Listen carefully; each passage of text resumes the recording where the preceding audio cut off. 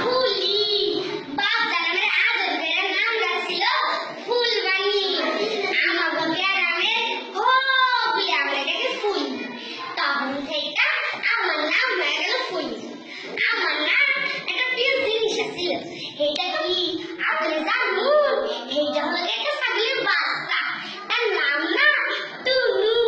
তার আমি কথা করতাম, তার লাগে সুখ দুঃখের কথা বলতাম। কিন্তু কিছুদিন আগে আমাকে গ্রামে বন্যা হলো। বন্যার পানি যখন আমাদের উঠানো উঠলো তখন আমি কি করতাম, সেই পানিতে লাফতে লাফতে গোসল করতাম।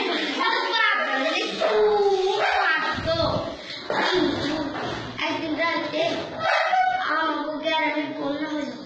সেই বন্যার পানি আস্তে আস্তে বাড়তে থাকলো। সারা রাত ঘুমাইতে পারলাম না।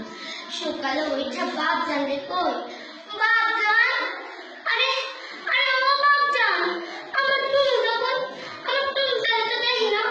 বাপ জান মানে কি করে জানবো? বাপ জান মানে কই আমার টুনুরে নাকি ওই পানির পানিতে ভাসে উঠে গেছে। টুনু, আমার টুনু, আমি কাল লাগে থাকবো কি নিয়ে খেলি। পরে আমরা আমাকে স্কুল ঘরে গিয়ে উঠলাম। হ্যাঁ রে, ও গিয়ে দেখে আমার মতো মানুষ। হ্যাঁ রে, ও ঘর বাড়ি নেই। হ্যাঁ রে, ও ঘর বাড়ি পানিতে ডুবে গেছে। আমি না আজ ধরে 3টা দিন খাইয়া রয়েছি।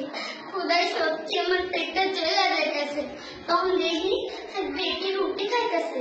আমি গিয়া কই, খালা গো, ও খালা, আমার একটু রুটি দেন না খালা, আমি খুব ক্ষুধাই, দেন না খালা।